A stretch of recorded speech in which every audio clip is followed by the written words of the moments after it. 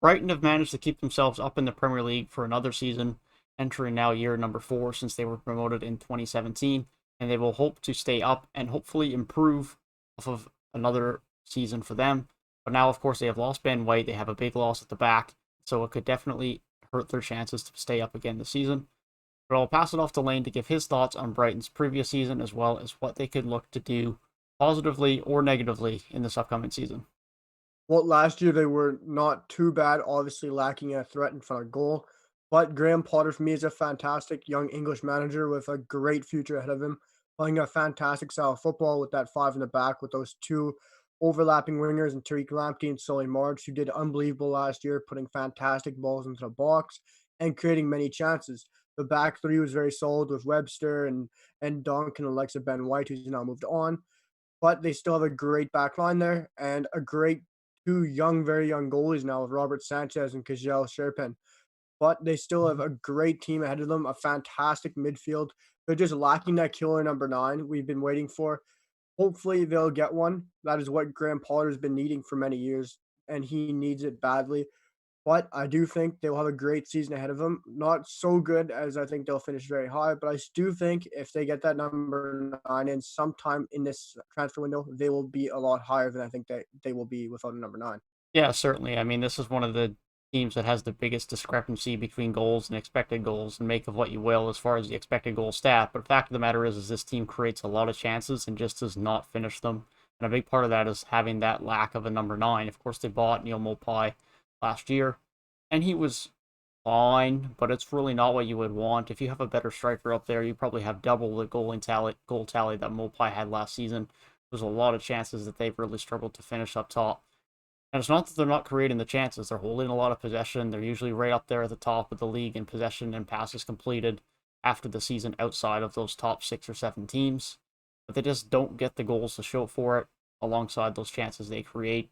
And that number nine is really what you need. And so, as you said, if they are able to bring in a quality number nine, this team really improves a lot. I think this is a team that people consider a lot more strong at that point.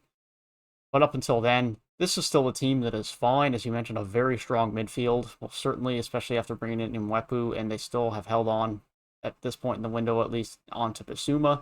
So it results in a very strong midfield for them moving into the season. And it's always just a matter of are they able to get those goals. It's a very good style of football, and I think it'll serve them well enough to stay up again this year.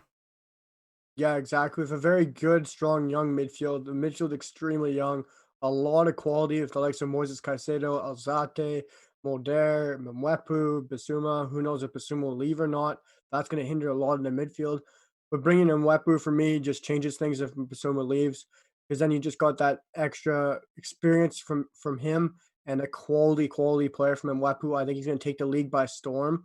I think he's going to really help out this Brighton team. Like you said, they hold a lot of possession. They complete a lot of passes. They move the ball really nicely. They're a great team to watch, even though they play a five in the back. They're not a boring team, but the only thing they lack is that number nine, like I've mentioned, and they just need to get that in before the window. And I think it'll really change things and elevate Brighton to new levels and new heights under Graham Potter. Yeah, definitely. And this is a side that you can talk about being that a team that can potentially be relegated. You can definitely make that argument as it currently stands. I'm not of that like, but you definitely could make that argument. But if you bring in a number nine, this is a team that you could definitely then flip the argument and say this is a team that could push for top 10. Probably not much further than that, but they could definitely push that. That's the flip of the switch that they have with the striker. The rest of the team is so good, so well built, so well coached, and plays so well in that system. But without that striker is the only thing that's holding them back, and unfortunately that can sometimes be the hardest to find and the most expensive signing to make, which for a team like Brighton obviously poses a problem. But this is still a team that I think is going to do well. I personally have them finishing in 14th this season. I think they're going to still fare fairly well without the likes of Ben White this season. I think they're still just well coached at the back with good experience. As you mentioned, their wing backs are going to be very good for them as well. They're still quite young, especially the likes of Lamptey. As long as he can stay healthy, that is the key, because they don't have a ton behind him. Then they can throw Veltman out there if they need, but he's definitely not the most natural wing back. But if he can stay healthy, especially, they create too many chances even without a good finisher. They're just bound to score enough eventually that I think they'll be able to have a good season and stay up again in the Premier League. I think Brighton are going to finish as low as 16th. I don't have them as high as you as in 14th. I just don't think they have that crucial goal scorer, that clinical finisher of of a top striker or even a striker that can keep them up, like even a Ivan Toney. If they had the likes of Tony, like we mentioned for Brentford, I think it would just change things. But I do think that Mopai and Connolly and Locadia and all those guys will somehow stave off enough goals to keep them in the division. Not high enough that I think they'll challenge for top 10 or just outside top 10. I think a lot of teams have brought in some very good players and already had good players. I think Brighton are very strong in the back, very strong in midfield and net. Just lack that number 9. If they can get that in before the window's over, I think it'll elevate me to put them as high as 13th or 12th and really change things for this Brighton Football Club. Yeah, most certainly. A number 9 is still what eludes Brighton, and is probably going to be the key to their success moving forward. But let us know down in the comment section down below where you think Brighton will end up the season and how you think their season will fare. We have them shaving off relegation. 14th and 16th is our predictions, but let us know down below what you think. With that being said, if you did enjoy the video, feel free to leave a like down below and subscribe to the channel if you are new, as we have been and will be continuing to do Premier League season previews for every team in the league.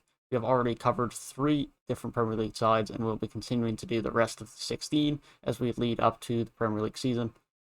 And we will also be continuing to keep you up to date on all of the transfer news across the summer. With that being said, I hope you guys have a great rest of your day, and we'll see you guys in the next one.